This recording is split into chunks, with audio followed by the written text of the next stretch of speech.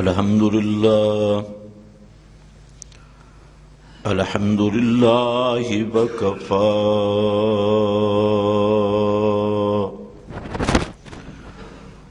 والصلاة والسلام على سيد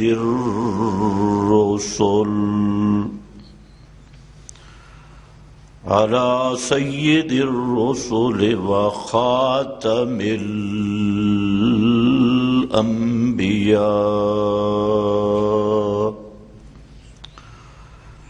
أما بعد فأعوذ بالله من الشيطان الرجيم بسم الله الرحمن الرحيم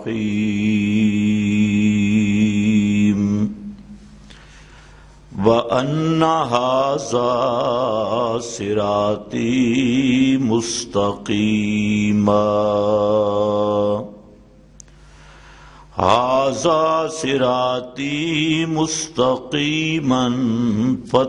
فاتبعوه ولا تتبعوا السبل فتفرق بكم عن سبيله ذلكم وصاكم به لعلكم تتقون سبحان ربك رب العزة عما يصفون وسلام على المرسلين والحمد لله رب العالمين۔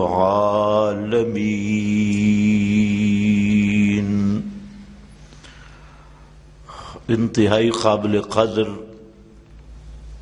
بزرگوں اور بھائیوں، گزشتہ بیانات میں آپ کے سامنے صراط مستقیم کے دو مصداق ذکر کیے ہیں۔ ایک صراط مستقیم کا مصداق ہے قرآن کریم، جو علمی لحاظ سے صراط مستقیم کا نصاب ہے، اور نمبر دو، صراط مستقیم کا مصداق ہے توحید خالص، اللہ رب العزت کی خالصتاً عبادت اور سور و پکار، حاجات اور مشکلات میں اللہ تعالی کو پکارنا، نظر نیاز منت منوتی اللہ رب العزت ہی کے لیے ماننا۔ تو صراط مستقیم کا دوسرا مصداق توحید فی العبادہ، توحید فی الدعاء والا مسئلہ خصوصاً، کیونکہ جتنی عباداتیں سب عبادتوں کا خلاصہ پکار اور دعا ہے، اور پکار اور دعا والی عبادت خالص اللہ تعالی کے لیے کرنا، یہ صراط مستقیم کا قرآنی مصداق ہے۔ اس کے ساتھ میں نے ذکر کیا توحید فی الحاکمیت، جو اکثر لوگ اس سے غافل ہیں اور اس طرف توجہ نہیں دیتے۔ جس طرح سجدہ اللہ کے لیے خاص کرنا ہے، رکوع منت منوتی نظر نیاز یہ صرف اللہ کے لیے ہے، اسی طرح حاکمیت حقیقی کا عقیدہ رکھنا یہ بھی صرف اللہ تعالی کے لیے ہے، اور اللہ رب العزت کے قانون کے مقابل کسی قانون پر بھی اطمینان یہ کفر ہے، اور دل سے قبول کرنا یہ طاغوت کی عبادت ہے۔ اللہ کی عبادت میں یہ عقیدہ رکھنا ہوگا کہ اللہ اپنے قانون میں بھی وحدہ لا شریک ہے، اپنے حکم میں بھی وحدہ لا شریک ہے۔ یہ وہ پہلو ہے جو آج اکثر لوگوں کی اس طرف توجہ نہیں ہے۔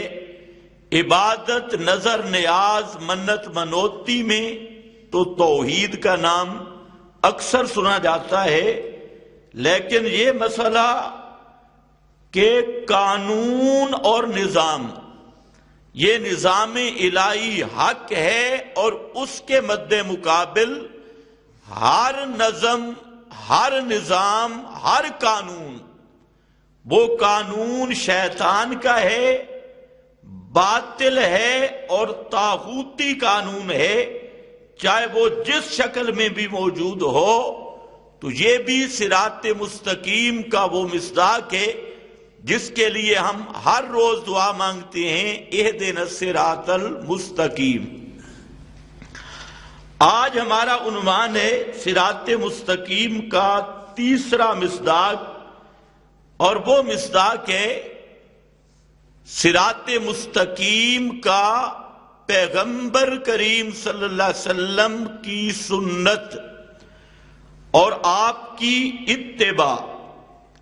چونکہ سنت نبی کریم صلی اللہ علیہ وسلم کی یہ قرآن مقدس کی شارح ہے، تفسیر ہے، وضاحت ہے۔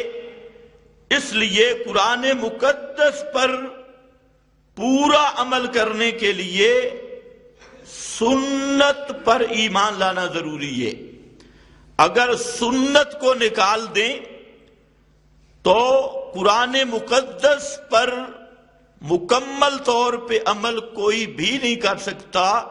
اس کی وجہ یہ ہے کہ قرآن کریم ایک علمی خزانہ ہے، اور پیغمبر کریم کی سنت اس کا عملی نمونہ ہے، اور اس کی عملی نقشہ ہے کہ عمل کیسے کرنا ہے۔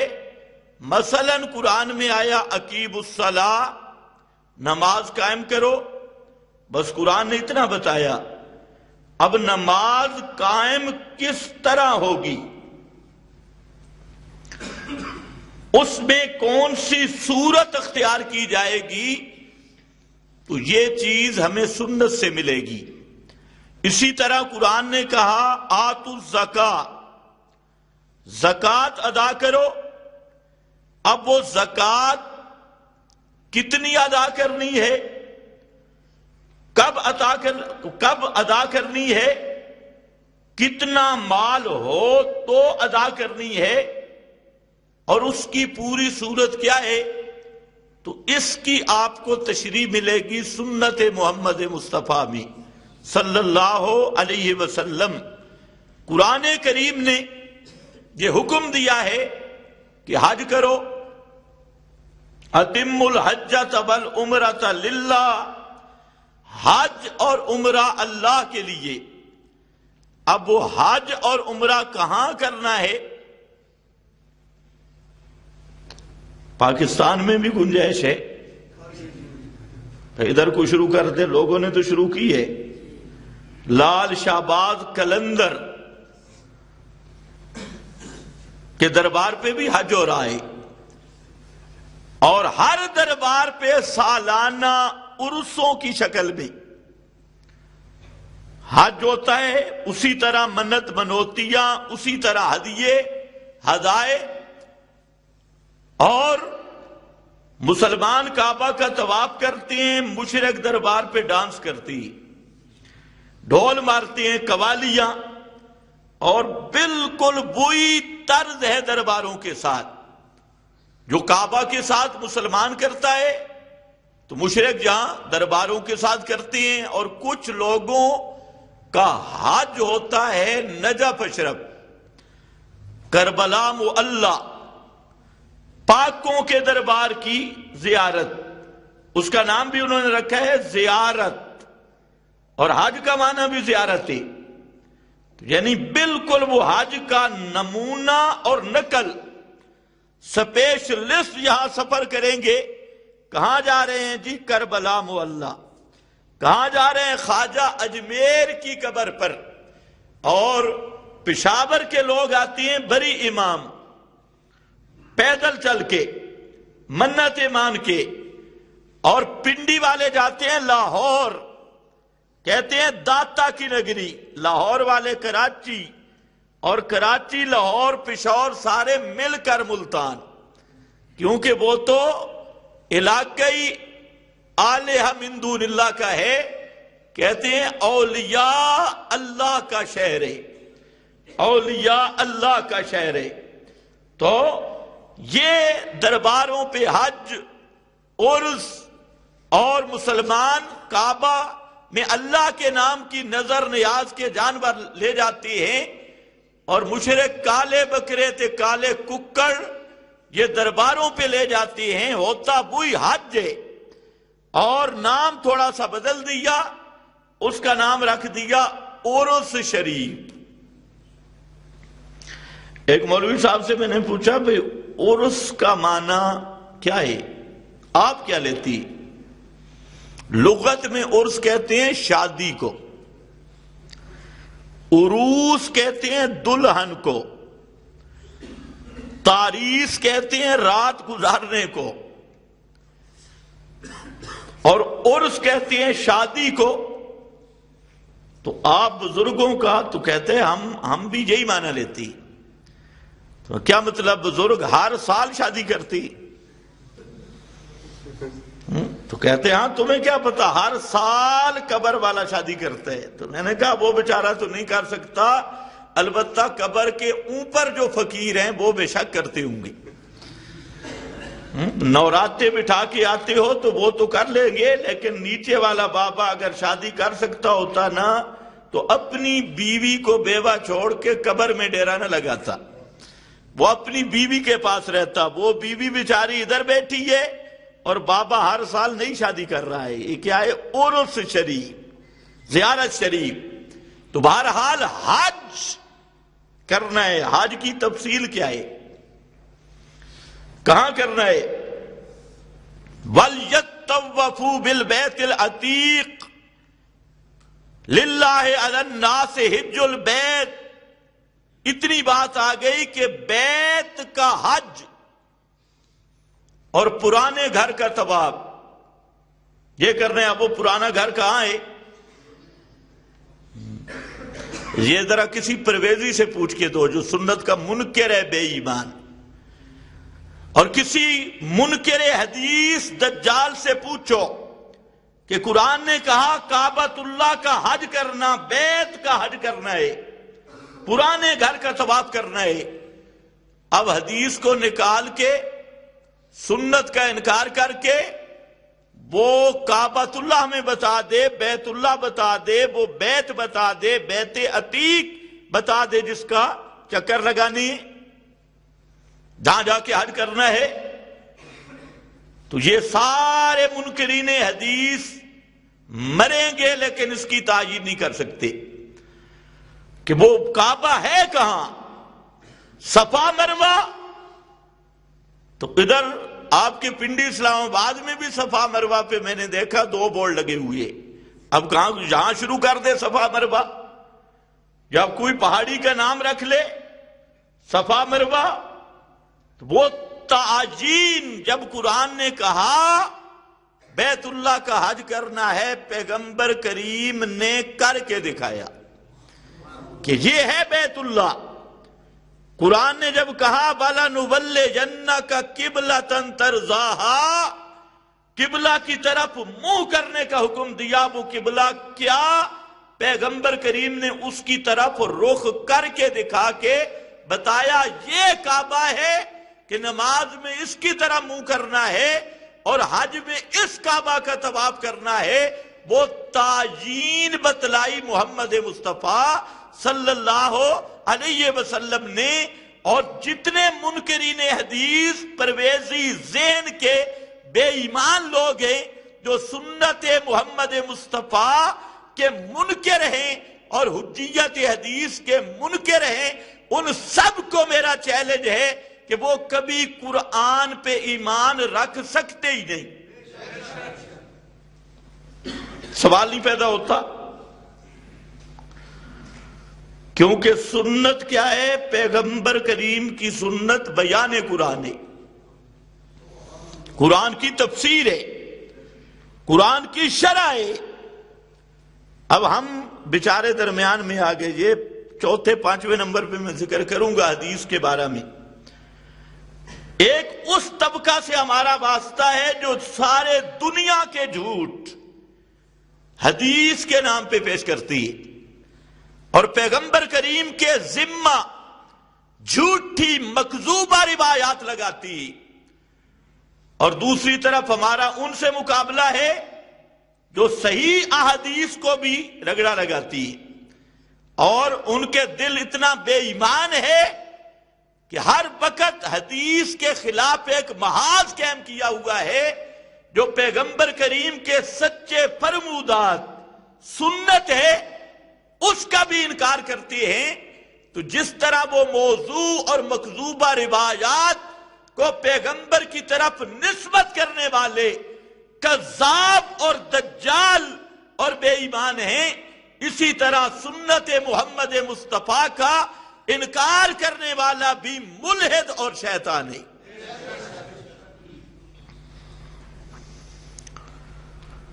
تو سنت محمد مصطفیٰ صلی اللہ علیہ وسلم، ایک بات ہے اس کی حجیت کی کہ حدیث حجت ہے، وہ تو میں نے اشارہ کیا کہ جتنے احکام کی عملی تفسیر وہ اسوہ محمد مصطفیٰ میں ہے، سنت رسول صلی اللہ علیہ وسلم میں ہے، اور جو وہ آپ کے فرمودات ہیں اور قرآن ہے، اس کا خلاصہ یہ فقہ میں ہے، مجتہدین کے کلام میں ہے۔ اب ایک وہ پارٹی اٹھی جس نے کہا ہم حدیث نہیں مانتے، اس کے ساتھ ایک اور کھڑی ہو گئی، اس نے کہا ہم فقہ نہیں مانتے۔ دونوں بے ایمان۔ درایت قرآن و سنت کی درایت مجموعی طور پہ مل سکتی ہے تو وہ اجتہاد اور فقہ میں ملتی ہے درایت۔ تو ہم کہتے ہیں قرآن اول نمبر ہے، پیغمبر کا فرمان قرآن کی تفسیر ہے، اور اجتہاد و فقہ، اور فقہ سے مراد بھی صحیح فقہ، وہ کتاب و سنت کا خلاصہ اور نچوڑ اور انہی معنی کی وضاحت ہے، اور جو فقہ کتاب و سنت سے ٹکرائے وہ فقہ نہیں، وہ فقہ ہے، اس کو فقہ نہیں کہتے۔ فقہ کا معنی ہوتا ہے سمجھ، درایت، فہم۔ کتاب و سنت کے فہم کا نام فقہ ہے۔ اب سنت صراط مستقیم اور سنت سے ہٹ کے ہر راہ وہ جہنم کا راستہ ہے۔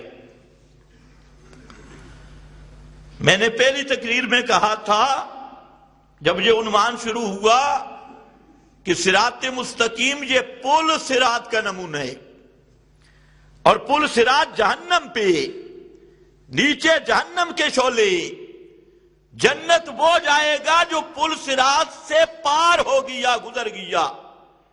اسی طرح صراط مستقیم دنیا میں پیغمبر کریم کی سنت، تیسرا مصداق۔ اب اگر کوئی جنت جانا چاہتا ہے تو پیارے پیغمبر کی سنت والی راہ پہ چلنا ہوگا، اور اگر سنت سے دائیں بائیں گر گیا تو وہ جہنم میں گیا۔ اور سنت کے دائیں بائیں کیا ہے؟ بدعت اور الہاد۔ بدعت اور الہاد، اکثر لوگوں کو بدعت کا مفہوم سمجھنے میں دقت ہوتی ہے، حالانکہ بدعت کا مفہوم تو بالکل سادہ سا ہے اور عام فہم ہے کہ دین محمد مصطفیٰ پہ کامل ہوا، اور محمد الرسول اللہ صلی اللہ علیہ وسلم کو اللہ نے یہ اتھارٹی عطا کی کہ دین کے احکام کی وضع کا تعین اور احکام دین کا نقشہ پیش کرنا، عبادت کے نقوش پیش کرنا کہ عبادت اس نقش پہ چلے گی، نماز یوں پڑھنی ہوگی، زکوٰۃ یوں دینی ہوگی، ذکر یوں کرنا ہوگا، حج یوں کرنا ہوگا، عمرہ یوں کرنا ہوگا، یہ پوری ڈیٹیل اور پورا نقشہ یہ محمد مصطفیٰ صلی اللہ علیہ وسلم کا منصب ہے، منصب نبوت، کہ ان احکام کا تعین، ان احکام کی تشریح، ان احکام کی تعمیل کے لیے ایک نمونہ اور نقشہ مہیا کرنا، یہ پوزیشن، شان، منصب، یہ ہے حضرت محمد مصطفیٰ کا صلی اللہ علیہ وسلم۔ ذرا ایسا بول رہے ہیں صلی اللہ، یہ کس کا منصب ہے؟ بولو شاباش، کس کا منصب ہے؟ محمد الرسول اللہ کا صلی اللہ علیہ وسلم۔ یہ منصب ہم کسی کو نہیں دیں گے، یہ آپ کی شان ہے کہ آپ نے جو کیا یا کروایا دین کے باب میں وہ دین ہے، اور جو آپ نے نہیں کیا اور صحابہ سے نہیں کروایا وہ کبھی دین نہیں بن سکتا، وہ کبھی عبادت نہیں بن سکتی۔ یہ موٹی سی بات ہے۔ صحابہ کو ہم نے ساتھ کیوں ملایا؟ اس لیے کہ صحابہ محمد مصطفیٰ کا سٹیج ہے، اور آپ کی تعلیمات کا عملی نمونہ امت کے لیے، کیوں کہ نبی کریم صلی اللہ علیہ وسلم نے دو قسم کے کام کیے۔ ایک وہ کام ہے جو آپ نے کیے امت کے لیے جائز نہیں،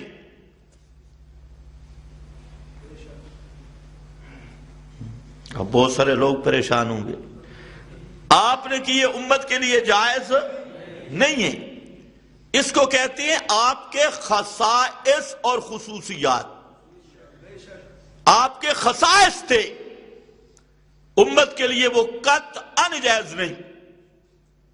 کوئی اہل حدیث بھائی بیٹھا ہو وہ بھی ذرا غور سے سنے یا آواز پہنچ جائے تو کچھ توجہ کر لے اگر اللہ توفیق دے تو۔ نہ ہم اہل حدیث ہے اور ابھی تک حدیث کا معنی نہیں آتا۔ مزے کی بات یہ ہے کوئی اہل حدیث مولوی حدیث کی تعریف حدیث سے نہیں کر سکتا اپنے اصول کے مطابق۔ حدیث صحیح اور ضعیف ہونا تو دور کی بات ہے، آج تک نہیں کی، اور نام اہل حدیث ہے۔ پھر آپ کہتے ہیں ایک حدیث ضعیف ہوتی ہے، ایک حدیث موضوع ہوتی ہے، ایک حدیث صحیح ہوتی ہے، تو ہم کہتے ہیں تم کون سے اہل حدیث ہو، صحیح یا موضوع یا ضعیف؟ تو حدیث تو ضعیف بھی ہوتی ہے، من گھڑت بھی ہوتی ہے، تو لگتا ہے کہ یہ موضوع اہل حدیث ہے، موضوع اہل حدیث، من گھڑت۔ خیر بہرحال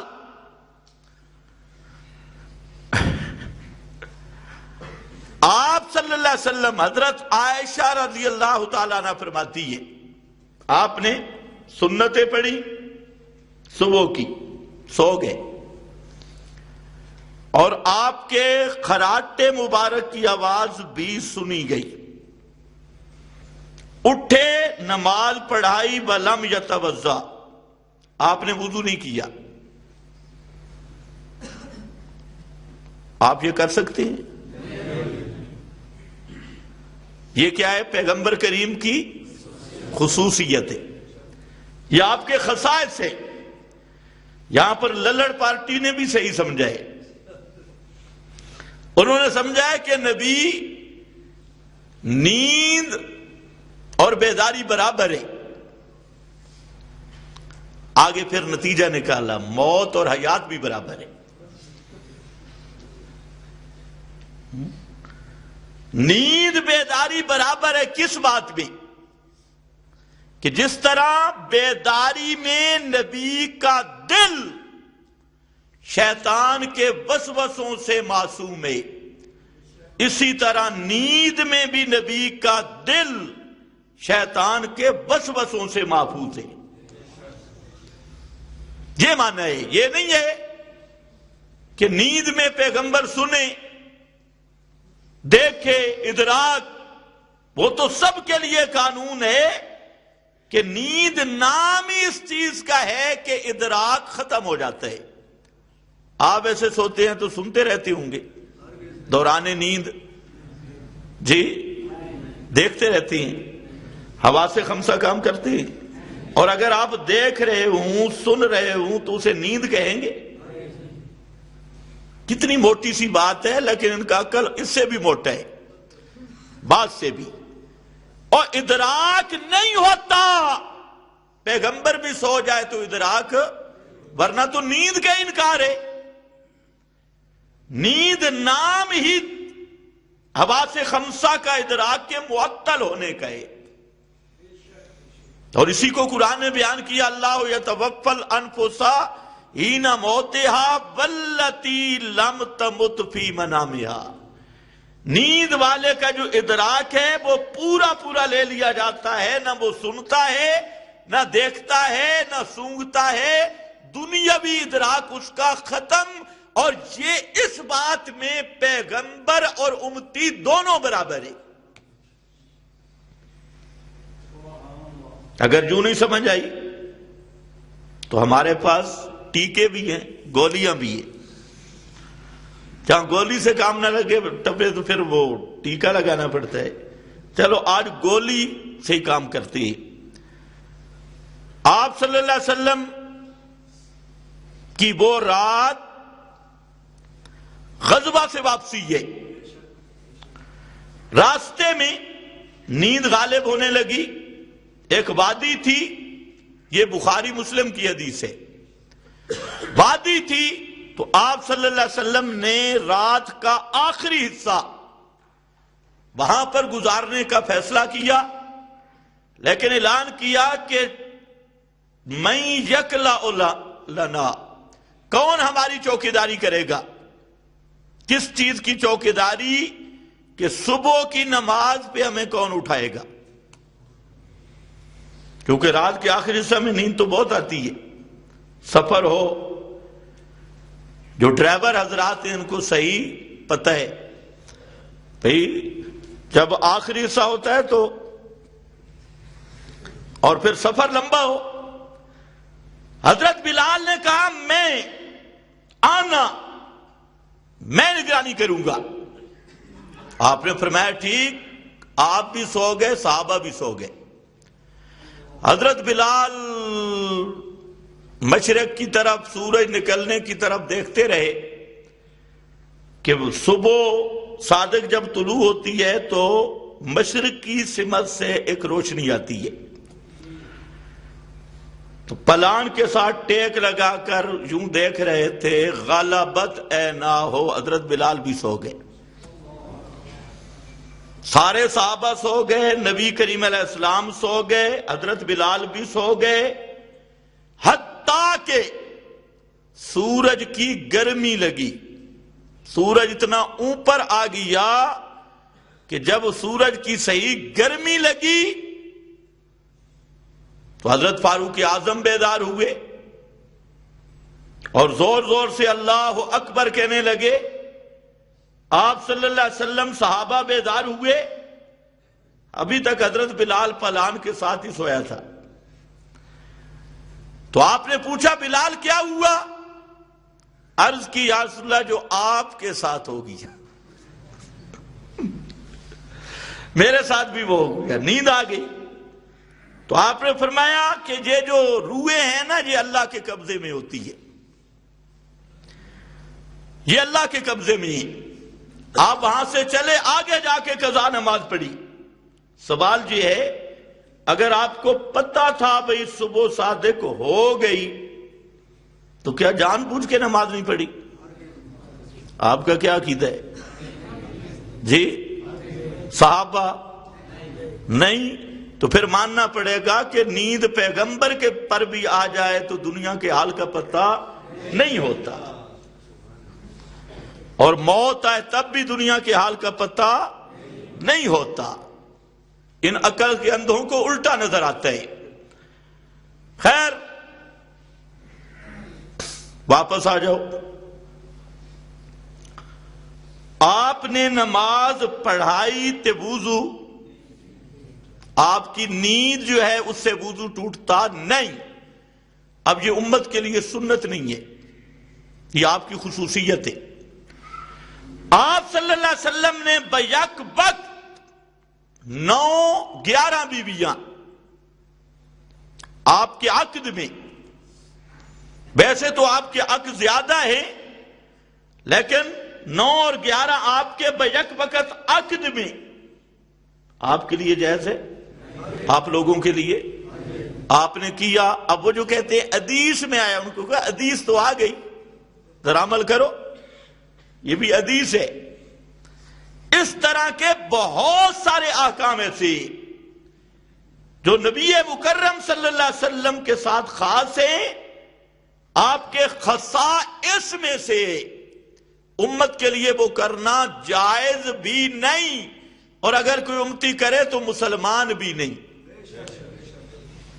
مسلم میں حدیث ہے، آپ نے کلمہ یوں پڑھا، لا الہ الا اللہ انی رسول اللہ، اللہ کے سوا الہ کوئی نہیں، انی رسول اللہ، میں اللہ کا رسول ہوں۔ اب کسی اہل حدیث کو کہو یہ دعویٰ کر، یہ بھی حدیث ہے کہ لا الہ الا اللہ، اور آگے کہنا میں اللہ کا رسول ہوں، پھر تیرا بچھاڑ دیکھے۔ انی رسول اللہ، میں اللہ کا رسول ہوں، تو یہ کلمہ محمد مصطفیٰ پڑھ سکتی ہے کہ اللہ کے سوا الہ کوئی نہیں، میں اللہ کا۔ آپ کہہ سکتی ہیں بھائی، ایک مرزا قادیانی بیچارے نے کہہ دیا تو اس کی ابھی تک لٹریشن ہو رہی ہے ہی وہ اس قابل کہ قیامت تک اس پہ لعنت برستی رہے، کیونکہ محمد مصطفیٰ کے بعد نبوت کا دعویٰ بھلا کر کون سکتا ہے؟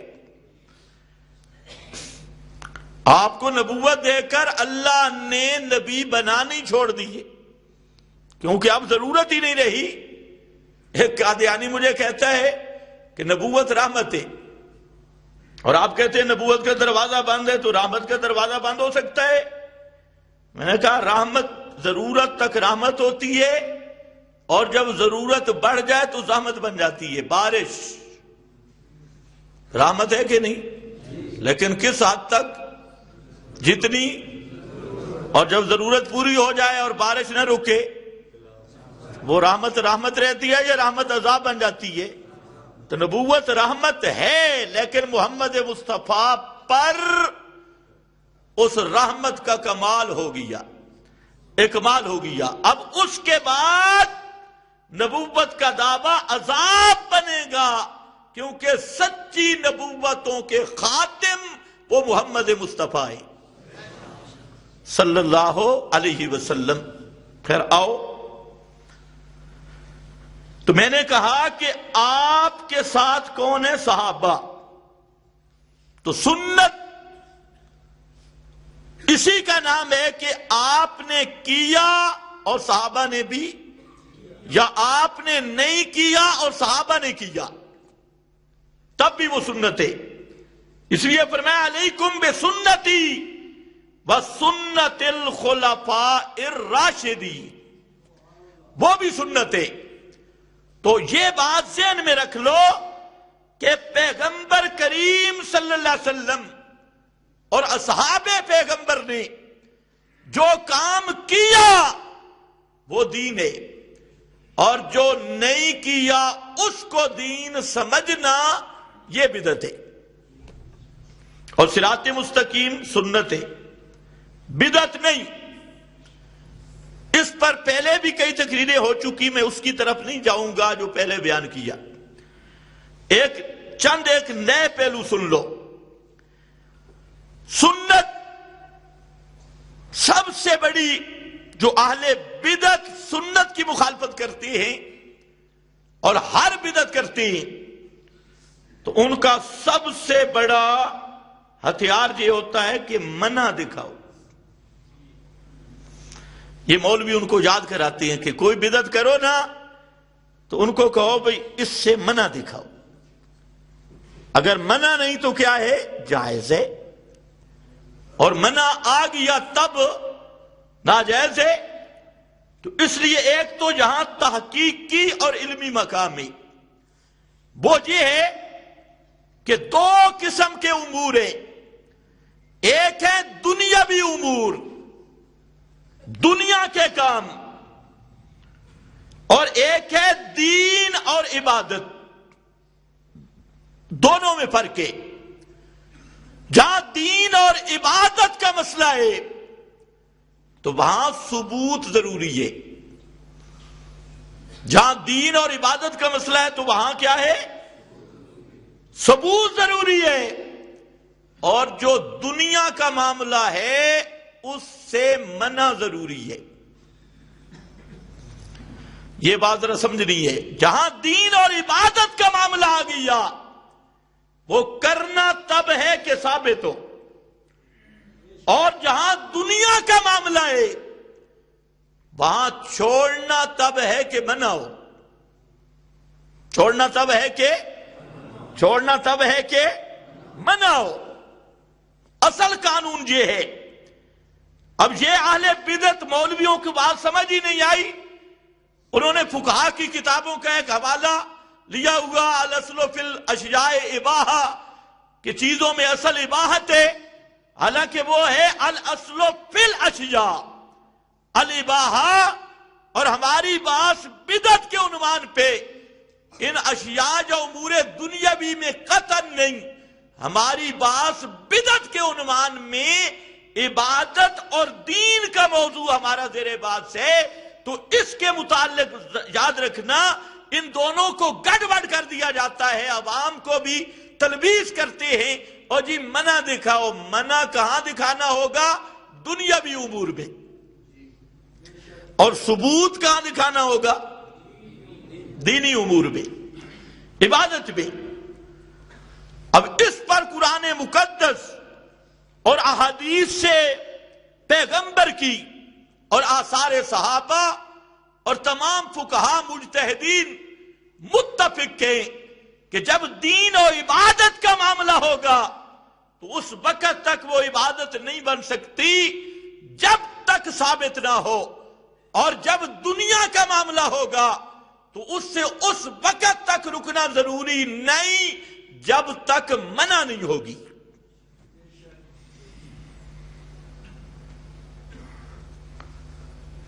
اچھا، اس پر وہ مسلم شریف کی حدیث ہے،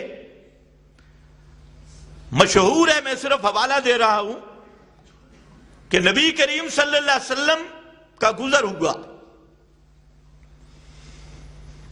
تو صحابہ کھجوروں کو پیمند لگا رہے تھے۔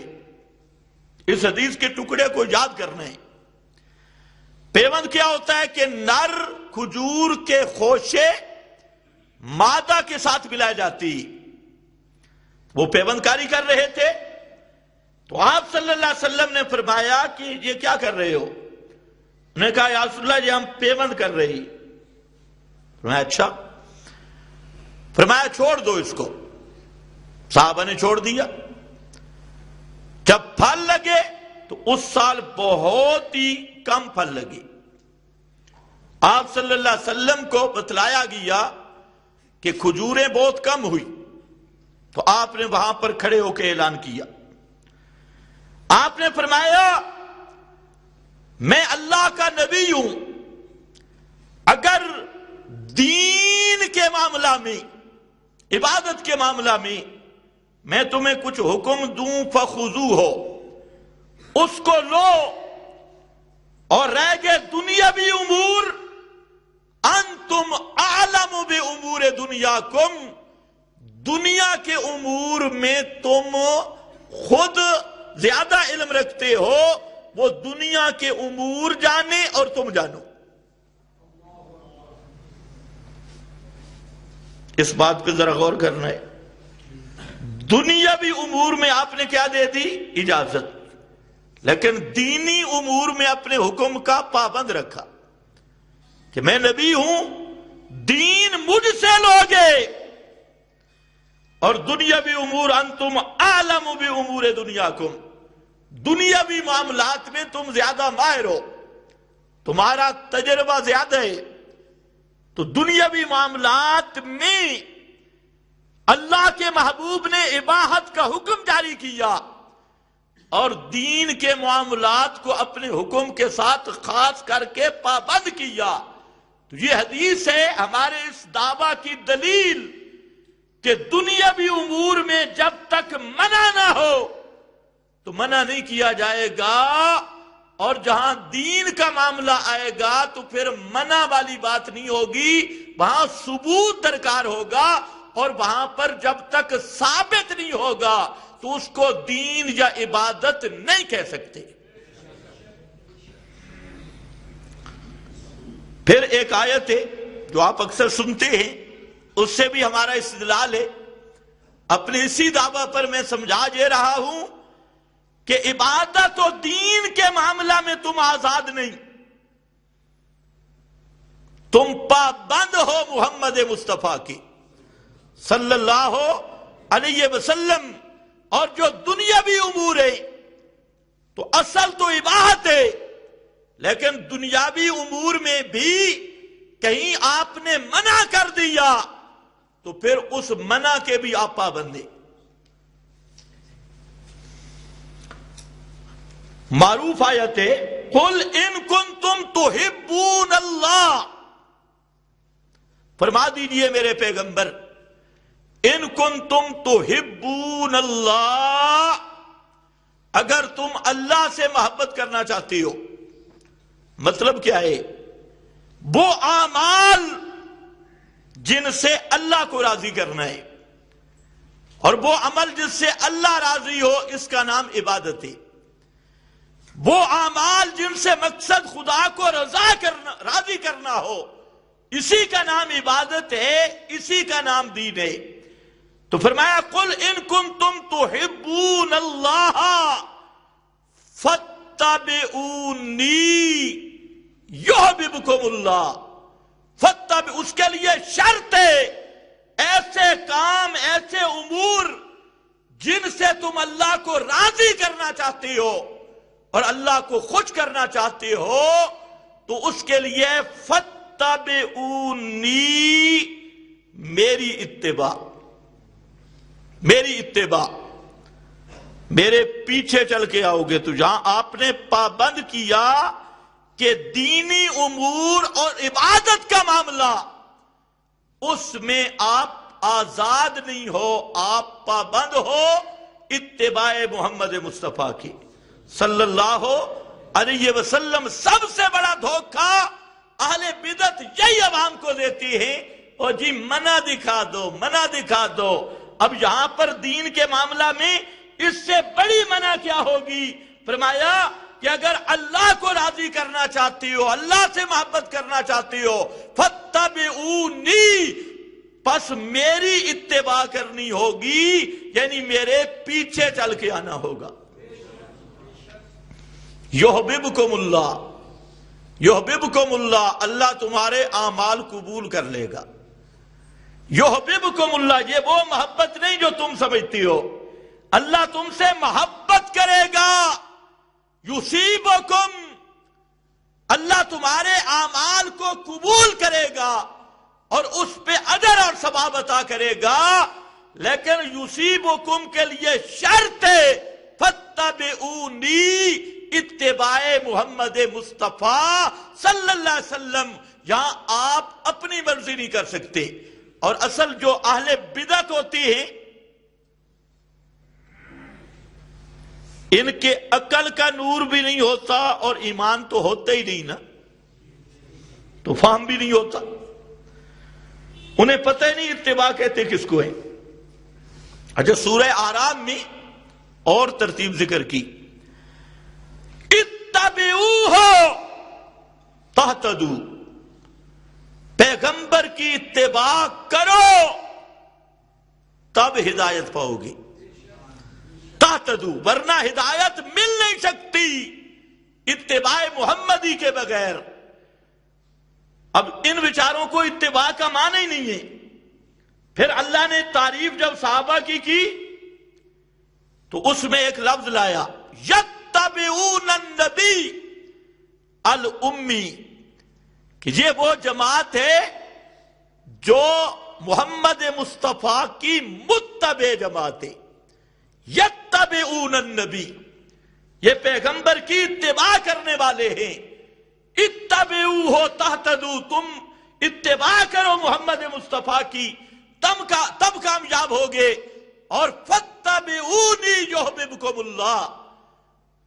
اب میرا خیال ہے اہل بدعت ختم کی نظر کر دیتے ہیں ساری ایتیں۔ اتباع کا کیا معنی؟ آسان سا معنی، اتباع تابع عین سے نکلا ہے، اور تابع عین ایک اور لفظ بھی ہے، طبیٌ طبیۃٌ، یہ کہتے ہیں گائے کے 1 سال کے بچے کو یا بچی، اس کو کیا کہتے ہیں؟ طبیعٌ طبیعۃٌ عربی میں۔ اب اس کو طبیعٌ کیوں کہتے ہیں، طبیعۃٌ کیوں کہتے ہیں؟ اس لیے کہ 1 سال کا جو بچہ ہوتا ہے گائے کا، اس کی اپنی سوچ کوئی نہیں ہوتی، اس نے دیکھنا ہوتا ہے اپنی ماں کے قدموں کو۔ ماں جدھر جا رہی ہے بچہ ادھر ہی جا رہا ہے، وہ ماں کے تابع، پیچھے پیچھے، اس کا اپنا پروگرام نہیں، اپنی سوچ اور فکر نہیں۔ تو فرمایا فاتبعونی، جس طرح بچہ اپنے ماں کے قدموں کو دیکھتا ہے، بلا تشبیہ تم بھی اپنے اعمال میں محمد مصطفیٰ کے نقش کو دیکھا کرو صلی اللہ علیہ وسلم۔ اپنی طرف سے چونکے چنانچہ گویا اگر مگرچہ نہیں، چلنا ہے اس نقش کے پیچھے۔ اور دوسری بات یہ بھی ذہن میں رکھ لو کہ اتباع ہمیشہ وہاں ہوتی ہے جہاں پہلے نقشہ موجود ہے۔ اگر پہلے نقشہ نہیں تو اتباع کا سوال نہیں پیدا ہوتا۔ آپ نے ایک مکان بنانا ہے، اس کی 2 صورتیں، ایک یہ ہے کہ آپ مستری کو زباناً بتا دیں کتنے فٹ کا کمرہ ہو، یوں ہو، یوں ہو، یوں ہو، یوں ہو، یوں آپ بتا کے گئے، مستری نے کمرہ بنایا تو اس کو اتباع نہیں کہیں گے۔ ایک یہ ہے کہ مستری کو آپ نے کاغذ پہ نقشہ بنا دیا یا زمین پہ نقشہ بنا دیا، اور مستری کو کہا کہ دیواریں اس نقش پہ آئیں گی، کمرے اس نقش پہ آئیں گے۔ اب مستری نے اس نقش کے مطابق بلڈنگ بنائی تو اس کو کہیں گے اتباع۔ اچھا، اس میں مالک کے مکان آپ کو 10 فٹ کا کمرہ بتائے اور آپ 15 کا بنا دیں، نقش میں قبول کرے گا؟ مالک کا عقل صحیح ہو قبول کرے، اور مستری کہے جی میں نے کون سا جرم کیا ہے، بڑا ہی بنایا ہے نا، وہ کہے گا میں نے نقشہ کیا دیا تھا، میرے نقش کو کیوں چھوڑا، بڑے چھوٹے کی بات نہیں۔ اسی طرح لوگوں یاد رکھ لو، قیامت کے دن اللہ نے پوچھنا ہے نقش محمد مصطفیٰ کے بارے میں۔ اللہ نے یہ نہیں پوچھنا کہ ساری رات ایک ٹانگ پہ ذکر کیا تھا، نمازیں کتنی پڑھی تھی، گنتی چنتی نہیں کرنی، گنتی تو تم کرتے ہو نا تسبیحوں پہ، آج کل تو ہندسوں والی تسبیح آ گئی۔ اللہ نے قیامت کے دن گنتی نہیں کرنی، قیامت کے دن کا اصول گنتی نہیں، الوزن یومئذ الحق، اس دن وزن ہوگا، گنتی اور وزن میں بڑا فرق ہوتا ہے، اور وزن اور وزن، گنتیاں رہ جائیں گی۔ اس لیے قرآن پاک میں ایک مقام بھی مجھے نہیں ملا جس میں یہ ہو زیادہ عمل کر کے آنا۔ یہ تو صوفی کی فکر ہے۔ اللہ نے فرمایا خلق الموت والحیات لیبلوکم احسن عملا، احسن عملا۔ اللہ نے تمہیں پیدا کیا، موت حیات کو پیدا کیا تاکہ تمہارا امتحان ہو، جانچ ہو۔ کس بات میں؟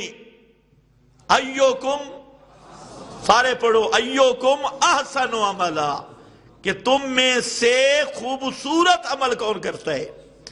احسن عملا، اکثر عملا نہیں۔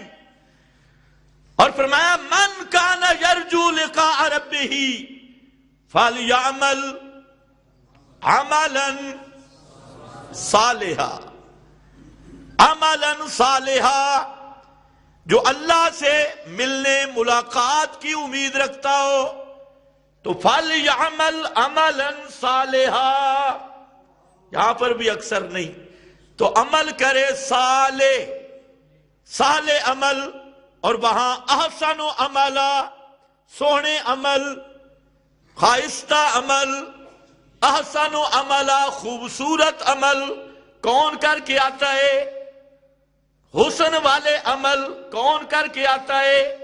یہ اللہ نے قیامت کے دن یہ نہیں دیکھنا کہ صوفی نے تو جناب ساری رات ذکر کیا، ساری رات نفلیں پڑھی اور ساری زندگی روزہ رکھا اور پیدل حج کرتا رہا۔ نہیں، اللہ نے قیامت کے دن اعمال کو دیکھنا ہے اس حیثیت سے کہ کس کا کون سا عمل میرے نبی کے نقشہ سنت کے مطابق ہے۔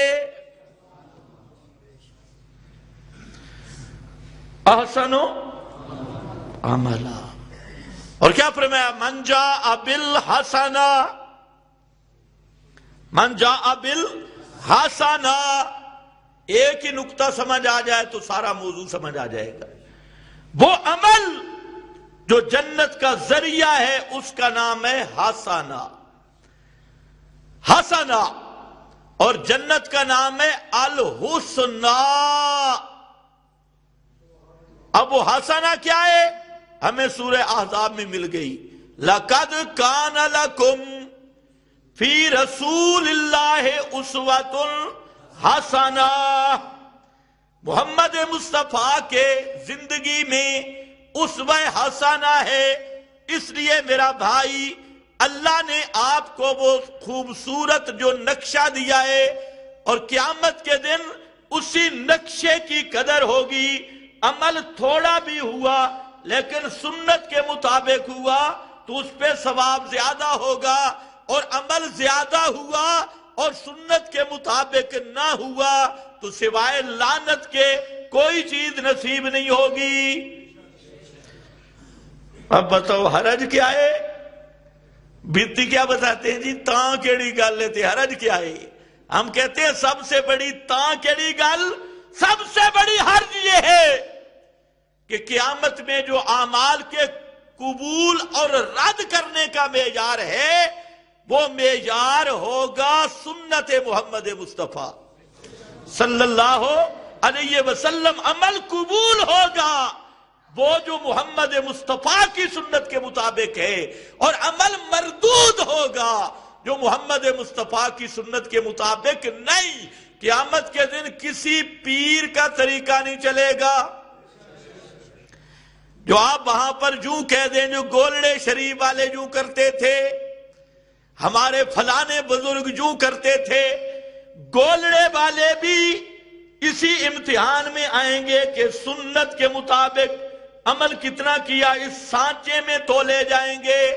جنگ والے، لاہور والے، پشاور والے، یہ سارے خیبر پختونخوا والے، پنجاب والے، سندھ والے، بلوچستان، عرب و عجم والے، سب کے سب قیامت کے دن ایک ہی سانچہ ہوگا، ایک ہی معیار ہوگا، اور وہاں پر قدر ہوگی سنت محمد مصطفیٰ کی۔ اس لیے وہاں پر پہنچ کرنا کیا کہے گا؟ یا لیتنی اتخذت مع الرسول سبیلا. آج پتہ چل رہا ہے یا لیتنی اتخذت مع الرسول سبیلا. کاش ملنگوں کی مانتا رہا، بڈیروں اور چودھریوں کی مانتا رہا، بڑے بڑے گرو گھنٹال شیطان پیروں کی مانتا رہا، گدی والوں کی مانتا رہا، عامل و تعویذ خوروں کی مانتا رہا، بڑے بڑے ڈکٹیٹر شپ خطیبوں شیطانوں کی مانتا رہا، لیکن محمد مصطفیٰ کی نہیں مانی. کاش دنیا میں مجھے سبیل رسول مل جاتی. یا لیتنی اتخذت مع الرسول سبیلا. اور کہے گا انا اطعنا سادتنا وکبراءنا، کہ یا اللہ میں تو اکابر کے پیچھے چلتا رہا، کبراءنا سادتنا سادات کی پیروی کرتا رہا. سادات سمجھتے ہو نا؟ سادتنا سادات کس کی پیروی کرتا رہا؟ اور سید کی جمع ہے، سید کی. سادات کے پیچھے چلا، سادات کے پیچھے، سرداروں کے پیچھے، وڈیروں کے پیچھے، عمران خان کے پیچھے، زرداری کے پیچھے، اور وہ گنجے خان کے پیچھے، فضل الرحمان کے پیچھے. یا لیتنی اتخذت مع الرسول سبیلا. کاش میں رسول کی راہ لی ہوتی. وہاں پر سمجھ آئے گی یوم یعض الظالم علی یدیہ، اپنے ہاتھوں کو کاٹتا ہوگا اور یقول یا بیلا تھا اتخذت مع الرسول سبیلا. اور رسول کا سبیل کیا تھا؟ دوسرے مقام پہ فرمایا من یعش عن ذکر الرحمن، من یعش عن ذکر الرحمن، اور من اعرض عن ذکری، من اعرض عن ذکری، من یعش عن ذکر الرحمن، جو اللہ کے ذکر سے اندھا ہو گیا. اللہ کا ذکر کیا ہے؟ یہ جو پیر کرواتے ہیں نا، اللہ کا ذکر قرآن ہے. اللہ نے جو ذکر بھیجا وہ ذکر کیا ہے؟ قرآن. جو قرآن سے اندھا ہو گیا، من اعرض عن ذکری فإن له معیشة ضنکا ونحشره یوم القیامت اعمی. قیامت کے دن اندھا کر کے اٹھاؤں گا اور دنیا میں ایسا تنگ رکھوں گا، کدے عاملہ دے پیچھے تے کدے انہاں دے ہم وزنہ دے پیچھے ساری زندگی گزار کے آئے گا. اور معیشتاً ضنکا ونحشرہم یوم القیامت اعمی، قیامت کے دن اندھا کر کے اٹھاؤں گا اور کہے گا رب لما حشرتنی اعمی وقد کنت بصیرا. میں تو اچھا بھلا دیکھتا تھا، تو نے مجھے اندھا کیوں کر کے اٹھایا؟ فرمایا کذالک اتتک آیاتنا فنسیتہا کذالک اليوم تنسا. تو یہ جو آیت ہے ان کنتم تحبون اللہ فاتبعونی، کوئی بدعتی تمہیں کہے منع دکھاؤ، اس سے بڑی منع کیا ہوگی کہ اللہ نے وہ کام جس سے اللہ راضی ہوتا ہے اللہ نے پابند کر دیا ہے. پیغمبر کی اتباع کرنی ہے، اور اتباع تب ہو سکتی ہے کہ نمونہ موجود ہو.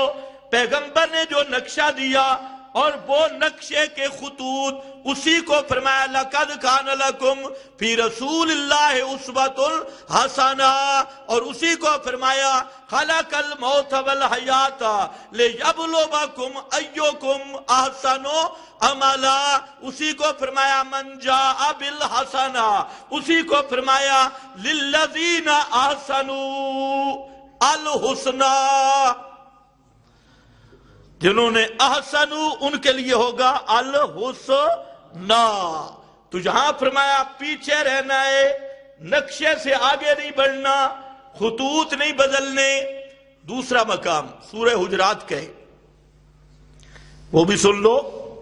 سبحان اللہ، یہ سنت آب حیات ہے اور بدعت نری ضلالت ہے۔ فرمایا یا ایھا الذین آمنو، اے ایمان والو۔ خطاب کس کو کیا؟ ایمان والو۔ مشرکاں نال گل ہی کوئی نہیں ہے، بے ایماناں نال گل نہیں ہے۔ یا ایھا الذین آمنو، اے ایمان والو جو مسئلہ مان گئے ہو کہ ما فوق الاسباب سننے والا اکیلا، ما فوق الاسباب جاننے والا اکیلا اللہ، ما فوق الاسباب حاجتیں پوری کرنے والا اکیلا، یہ ہوتا ہے آمنو۔ آمنو لوگوں نے صحیح سمجھا ہے، آمنو یہ ہے آمنو جو شرک چھوڑ گیا اور توحید مان گیا۔ ان کو فرمایا لا تقدموا بین یدی اللہ ورسولہ، اے ایمان والو اللہ اور اس کے رسول سے آگے نہیں بڑھنا۔ اللہ اور اس کے رسول سے شاباش بولو، کیا ہے؟ آگے کہتے ہیں منع دکھاؤ، بے ایمانو اس سے بڑی منع کیا ہوگی؟ فرمایا اے ایمان والو لا تقدموا بین یدی اللہ ورسولہ، اللہ اور اس کے رسول سے آگے نہیں بڑھنا۔ ادھر فرمایا اتبعونی، پیچھے رہنا ہے۔ ادھر فرمایا لا تقدموا، آگے قدم نہیں رکھنا۔ تم نے آگے قدم بھی رکھنے کی اجازت کیسے؟ قدم ان کے قدموں کے، رسول کے قدموں کے، اللہ کے حکم کے پیچھے رکھنا ہے، پیغمبر کی اتباع کرنی ہے۔ لا تقدموا بین یدی اللہ ورسولہ، اللہ اور اس کے رسول کے حکم سے بڑھنا نہیں ہے، بڑھانا نہیں ہے، آگے نہیں بڑھ جانا۔ منع ہویا کہ نہیں ہویا بھائی؟ کہتے ہیں منع دکھاؤ۔ بھائی منع دکھانا ضروری نہیں، ثبوت دکھاؤ۔ لیکن اگر کہتے ہی ہو تو یہ ایتے ہیں جس میں اللہ نے پابندی لگائی کہ رسول اللہ صلی اللہ علیہ وسلم سے آگے بڑھنے کی اجازت نہیں ہے۔ ویسے اللہ نے عقل بھی آپ کو دی ہے، کچھ کھوپڑی بھی استعمال کرنی چاہیے کہ جو کام جو دین پیغمبر کریم نے دیا اس کی تو گارنٹی ہے۔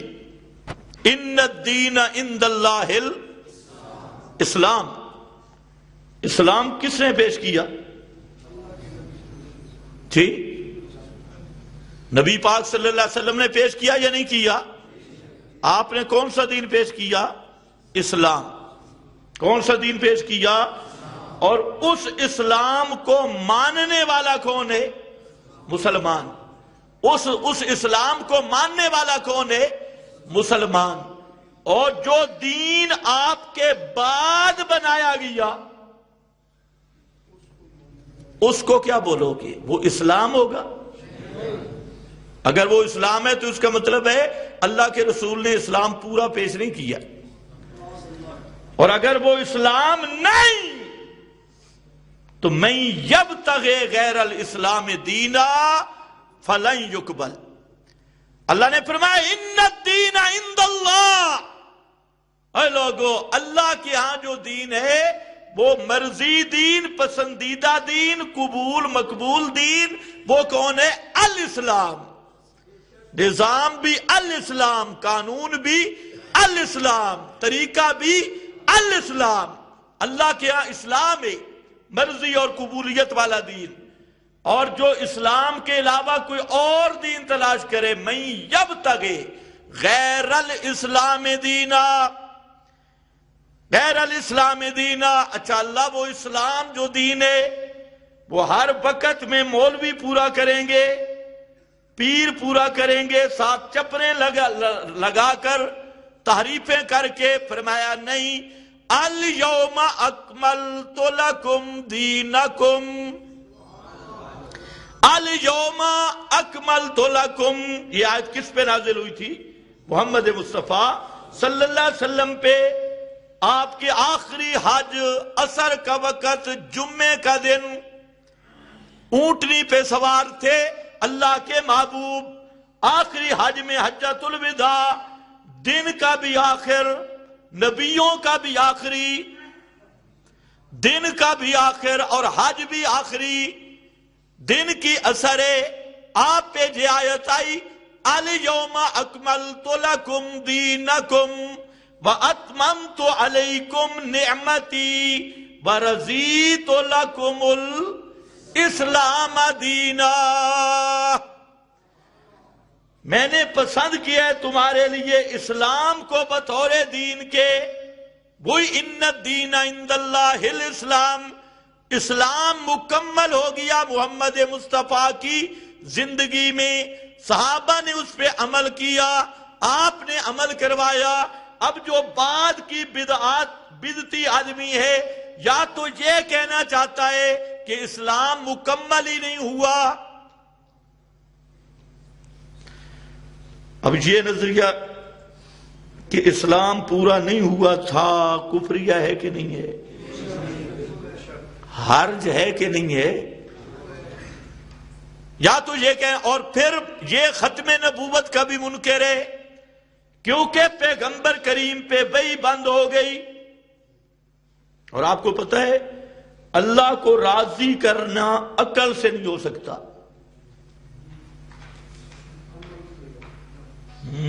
وحی سے ہوتا ہے۔ کس سے ہوتا ہے؟ اللہ کو اگر کوئی راضی کرنا چاہے عقل سے نہیں کر سکتا۔ میری دلیل سنو، حضرت آدم سب سے عقل مند انسان تھے، پیغمبر بھی اور سب سے بڑے عاقل بھی۔ وہ رو رہے ہیں، لیکن اللہ کو راضی کرنے کا طریقہ نہیں مل رہا۔ اللہ کرے آپ کو سمجھ آ جائے۔ اگر اللہ کو راضی عقل سے کیا جا سکتا تھا تو آدم سے بڑا عقل مند کوئی نہیں تھا۔ آدم رو رہا ہے، نہیں، اللہ نے بھی یہی وہاں ایک بار ذکر کی، فَتَلَقَّى آدَمُ مِن رَبِّهِ کلمات۔ آدم روتا رہا لیکن اپنی عقل سے اللہ کو راضی کرنے کا طریقہ آدم کو بھی نہ ملا۔ کیسے راضی کرنے کا طریقہ؟ فَتَلَقَّى آدَمُ مِن رَبِّهِ، آدم کو وہ کلمات اللہ نے دیے، اور وہ کلمات کیا تھے؟ قَالَ رَبَّنَا ظَلَمْنَا أَنفُسَنَا۔ تو اس لیے اگر آپ زندہ بیٹھے ہیں تو یاد رکھنا، اس کائنات میں سے بھاری دلیل کوئی نہیں کہ کوئی بڑے سے بڑا عقل مند فلسفی ہو، منطقی ہو اور عقل کی انتہا کو پہنچا ہوا ہو، وہ دنیا کے کام تو کر لے گا لیکن اللہ کی رضا کو عقل سے معلوم نہیں کر سکتا۔ اللہ کو رضا، کیونکہ اللہ ہے ہی غیب الغیب، اس کو کسی نے دیکھا ہی نہیں، اس کی حقیقت کو کوئی جانتا ہی نہیں، تو پھر عقلیات سے کیسے راضی کرے گا؟ اللہ کو راضی تب کر سکتے ہو کہ وحی کی پیروی ہو۔ کس کی پیروی ہو؟ بولو، کس کی پیروی ہو؟ وحی کی۔ اس لیے جب آدم زمین پہ آیا نا، پہلا حکم ملا، پہلا اما یأتینکم منی ہدا، کہ اب تو زمین پہ آ گیا، اب زمین سے جنت جو آئے گا نا اس کے لیے ہوگی منی ہدا، وہ ہدایت میں اپنی طرف سے بھیجوں گا، راستہ میں بھیجوں گا، جو اس راستے پہ چلا دوبارہ جنت میں آ سکتا ہے۔ من تبع ہدایا، جو میری بتائی ہوئی راہ پہ چلا، اور وہی راہ ہے صراط مستقیم، وہی راہ ہے صراط مستقیم۔ من تبع ہدایا، تو وہاں پر بھی بتا دیا کوئی آدمی اپنے عقل سے، اپنی سوچ سے، اپنی منطق سے، اپنے فلسفہ سے، اپنی ریاضی سے، اپنے سائنس سے اور اپنے سائنس سے اور سائنس سے کسی طریقہ سے بھی اللہ کو راضی نہیں کر سکتا۔ اللہ کو راضی کرنا ہے عبادت کے ذریعے، تو وہ اللہ جو خود بتلائے گا، اور جو اللہ خود بتلاتا ہے اس کا نام وہی ہے، وہی محمد مصطفیٰ پہ بند ہو گئی۔ ان کا طالباش وہی بند ہو گئی۔ تو بدعتی کو کس نے اطلاع دی ہے بھائی؟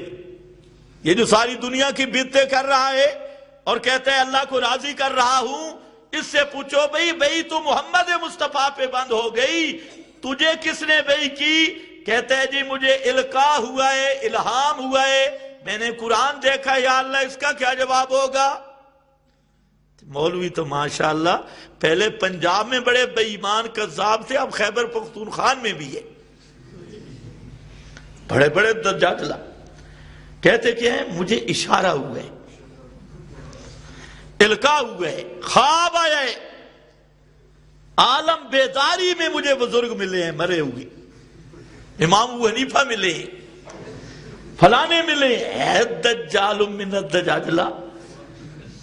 صحابہ کو تو نبی پاک بعد میں نہیں ملے، تابعین ائمہ کو تو نہیں ملے، اور خیبر پختونخوا والوں کو اب ملنا شروع کر دیا۔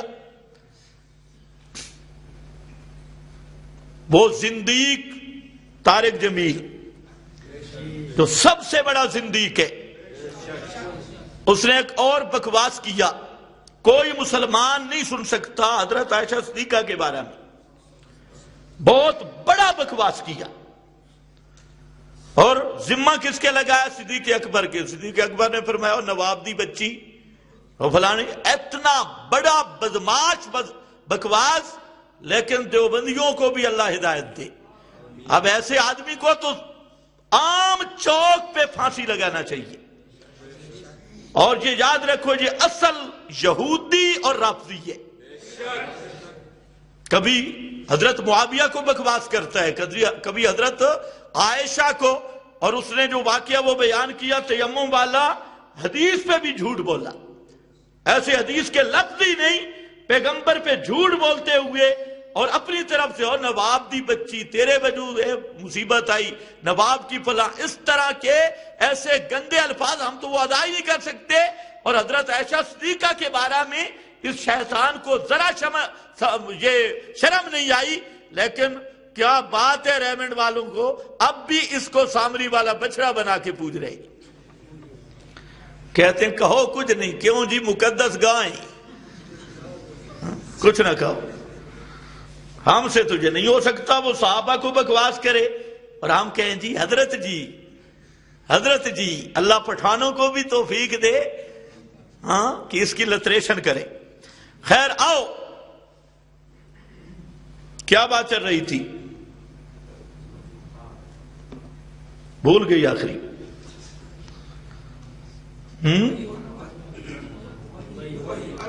وہی بند ہو گئی، یہ کہ القاء ہوا ہے، اشارہ ہوا ہے، الہام ہوا ہے، اور خواب آئے ہیں۔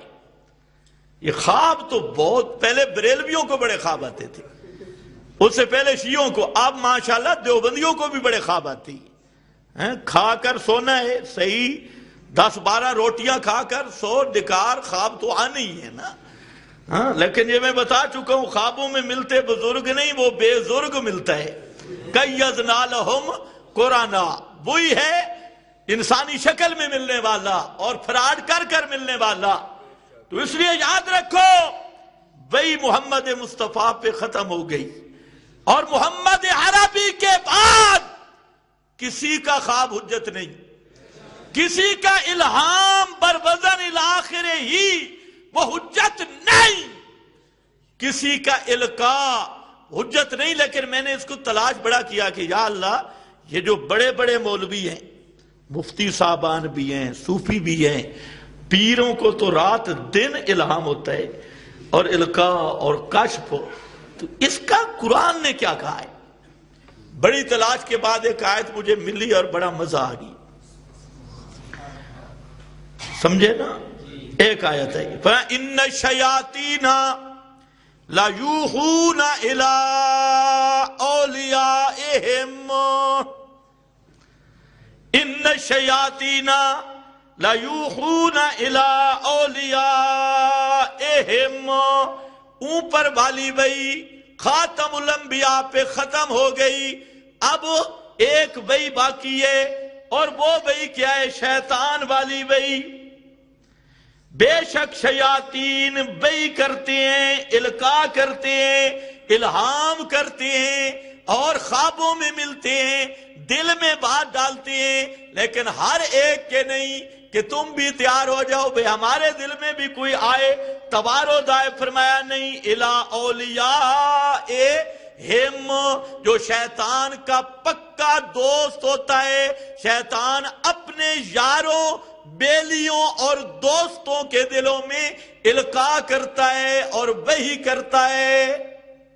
اب سمجھ آئی بھئی پیروں کی وحی کہاں سے آتی ہے؟ کیونکہ اوپر والی وحی تو ختم ہو گئی، وَلَٰكِن رسول اللہ ہے وَخَاتَمَ النَّبِيِّينَ، آپ پہ ختم ہو گئی، اور نیچے والی اِنَّ الشَّيَاطِينَ لَيُوحُونَ إِلَىٰ، کیوں؟ لِيُجَادِلُوكُمْ، یہ اگلے جمعے پہ بیان کروں گا اس آیت کو بھی، تاکہ وہ تمہارے ساتھ مناظرے کریں۔ لِيُجَادِلُوكُمْ، شیطان ان کو القاء کرتا ہے، تو اب جو مولوی کتاب و سنت کے مقابل کہے مجھے القاء ہوا، کتاب و سنت کے مقابل کہے میری چھٹی حص کہہ رہی ہے، تم بھی کہتے ہو نا چھٹی حص، اللہ نے 5 حصے بنائی ہے، تمہاری چھٹی حص یہ شیطان والی ہے، یہ چھٹی حص ہے۔ اِنَّ الشَّيَاطِينَ، بولو میں ختم کروں، اِنَّ الشَّيَاطِينَ لَيُوحُونَ إِلَىٰ، اس آیت کو ذہن میں رکھنا، انشاءاللہ کوئی گمراہ نہیں کر سکے گا۔ کتاب و سنت پہ دین مکمل، اس کے بعد اگر کسی کو ہوتا ہے القاء، کسی کو ہوتا ہے الہام، کسی کو آتی ہے خواب، جو کتاب و سنت کے مسائل سے ٹکرائے اور قوانین اسلام کے مد مقابل ہو، ہر وہ خواب شیطان کا القاء ہے، ہر وہ الہام شیطان کی وحی ہے، اور ہر وہ توارد، ہر وہ جناب کشف، اور ہر وہ چھٹی حص وہ یہاں سے آئی ہے۔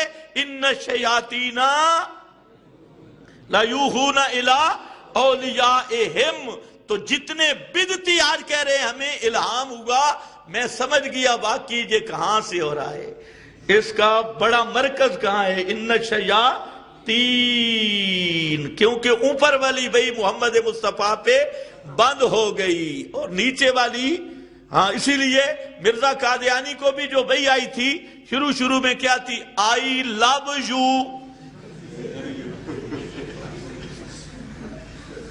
اب آپ تو سمجھ گئے ہوں گے یہ وحی کہاں سے آئی، انگلش میں وحی ہے، انگلش میں، معلوم ہوتا ہے اوپر سے نہیں آئی۔ تو شیطان، زیادہ تر شیطان کا ڈیرا امریکہ میں، برطانیہ میں، ادھر تو چیلے چانٹے چھوڑے ہوئے ہیں نا، ہیڈ کوارٹر تو ادھر ہے۔ تو اِنَّ الشَّيَاطِينَ، یہ تو کہتے ٹیچی فرشتہ آیا، ٹیچی اللہ کے فرشتوں میں تو نام ہی کسی کا نہیں ہے، اللہ نے تو 4 فرشتوں کے نام بتائے، تو قرآن و حدیث میں ہیں، یہ ٹیچی کہاں سے آیا؟ ٹیچی فرشتہ، تو خیر بہرحال تمہید ہو گئی۔ دوسرا مصداق کیا ہے صراط مستقیم کا؟ سنت محمد مصطفیٰ، سارے بولو سنت محمد مصطفیٰ صلی اللہ علیہ وسلم، یہ صراط مستقیم، اور آپ کی سنت کے مقابل جتنے راستے ہیں وہ سب جہنم کے راستے ہیں۔ آخر دعوانا الحمدللہ۔